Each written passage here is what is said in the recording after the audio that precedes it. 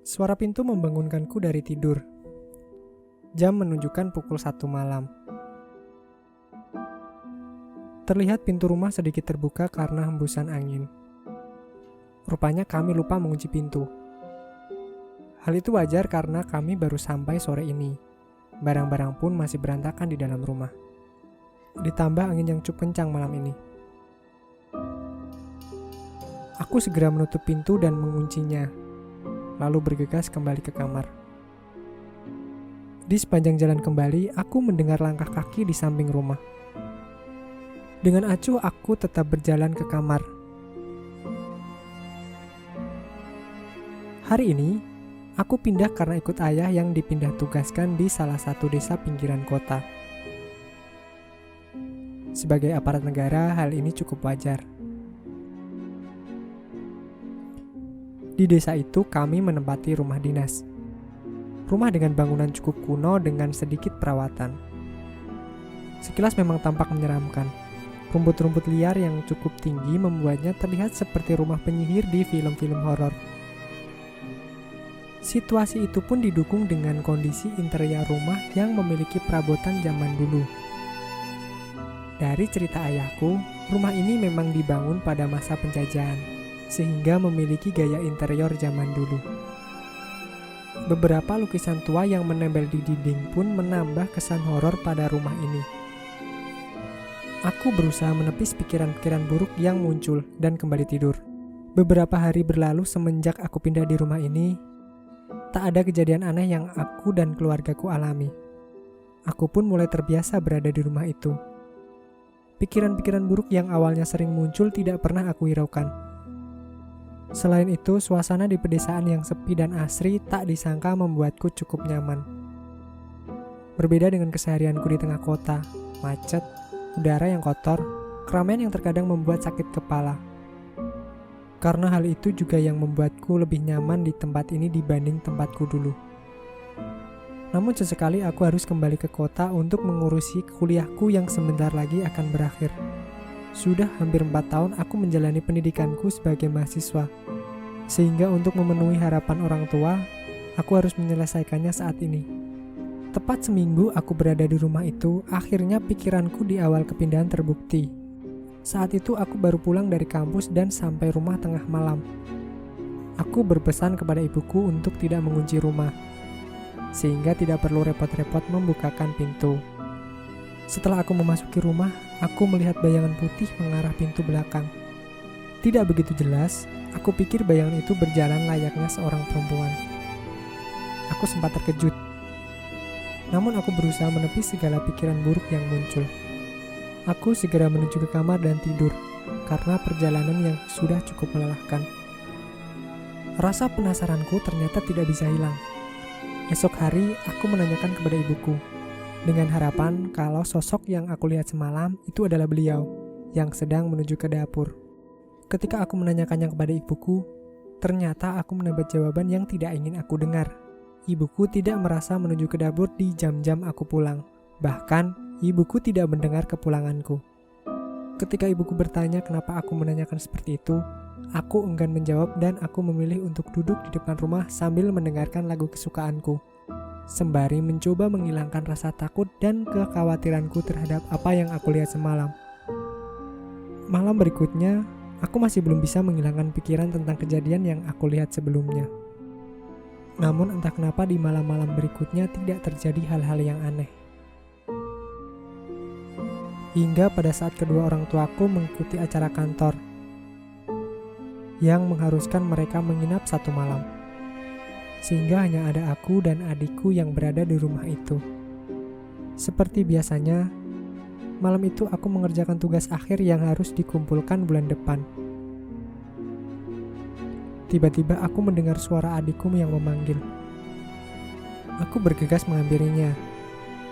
Dia bilang bahwa dia mendengar suara piring dan gelas dimainkan dari dapur. Aku mencoba menenangkannya. Mungkin itu gara-gara tikus, ucapku mencoba menenangkannya. Kemudian aku menyuruhnya untuk tidur kembali. Aku kembali ke kamarku dan mengambil laptop untuk kembali mengerjakan tugas akhir. Selang beberapa lama, aku mendengar suara langkah kaki dan meja ruang tamu yang dimainkan. Aku mencoba menepis semua pikiran yang muncul dan segera memutar lagu dari laptop, dengan harapan lebih bisa menenangkan pikiranku. Suara itu pun menghilang. Namun, bukan itu menjadikanku tenang, justru suara berikutnya membuat ketenanganku hancur. Suara tertawa perempuan aku dengar sangat merdu tepat di sebelah telingaku. Bulu kuduku pun berdiri, disertai dengan keringat dingin yang muncul di badanku. Aku memberanikan diri untuk melihat kondisi adikku, dan aku melihatnya masih tertidur pulas. Aku enggan kembali ke kamar dan memilih tidur berdua dengan adikku. Susah rasanya untuk mencoba tidur, karena masih terngiang suara tertawa entah dari mana asalnya. Aku memaksa mataku untuk terpejam, namun bukan tidur yang aku dapatkan, tetapi dalam keadaan setengah sadar aku melihat sosok perempuan dengan pakaian putih yang sedikit kotor. Rambutnya berantakan, raut wajahnya keriput dengan warna pucat. Sosok itu terlihat mencoba mengusap-usap kepalaku. Tubuhku mengeluarkan keringat dingin. Detak jantungku tak karuan. Aku tidak bisa menggerakkan sekujur tubuh. Tubuhku terasa kaku. Hanya mulutku yang mencoba menggerak-gerakkan bibir. Aku mencoba membaca doa, namun tak ada kata yang bisa keluar dari mulutku. Dalam hati, aku terus berdoa agar apa yang aku alami cepat selesai. Sosok itu masih berada di sampingku, masih terlihat mengusap-usap kepalaku. Aku tak begitu ingat berapa lama aku mengalami kejadian itu. Namun tubuhku yang terlalu lelah akhirnya membuat tak sadarkan diri. Paginya aku dibangunkan oleh adikku. Aku cepat-cepat bangun dari tempat tidur lalu bergegas untuk mencuci muka untuk membuatku sadar dari apa yang aku alami semalam.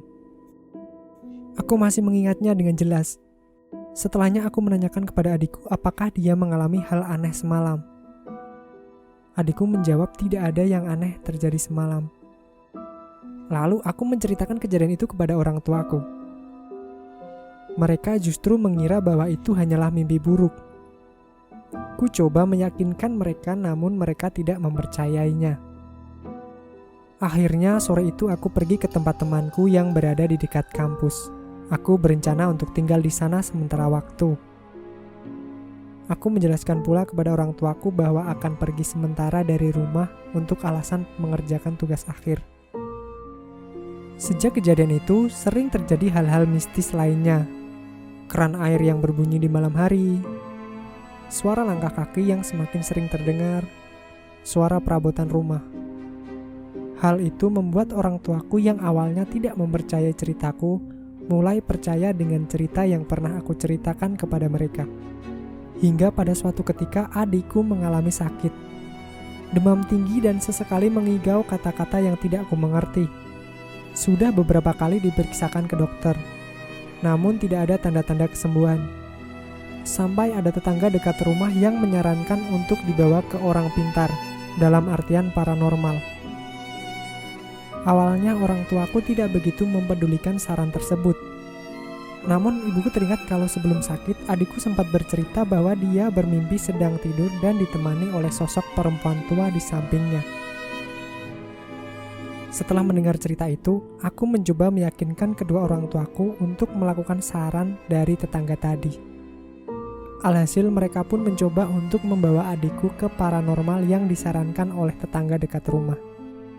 Sesampainya di sana, paranormal itu menceritakan bahwa memang ada sosok yang menunggui rumah yang kami tempati.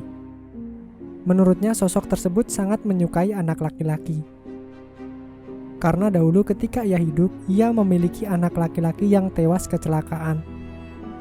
Atas penyesalan itu, ia menjadi sosok penasaran yang mendiami rumah dinas itu. Lebih lanjut, paranormal itu menyarankan kami untuk senantiasa mendoakan sosok di rumah itu agar tidak mengganggu kami. Kami pun kembali ke rumah. Setibanya di rumah, ayahku menyarankan untuk mencari tempat tinggal lain yang lebih aman. Kami pun setuju dengan saran itu. Esoknya kami pun berkemas dan meninggalkan rumah itu. Beberapa hari sejak kepindahan kami, adikku sudah sembuh dari sakitnya. Sekian cerita kali ini. Jika kalian memiliki cerita horor yang ingin kami ceritakan, kirimkan cerita kalian ke alamat email yang tertera di deskripsi. Atau bisa juga melalui akun media sosial kami. Jika kalian suka dengan video ini, kalian bisa menekan tombol like dan bagikan ke teman-teman kalian. Lalu jangan lupa tekan tombol subscribe untuk mendukung berkembangnya channel ini. Sampai jumpa di cerita-cerita berikutnya.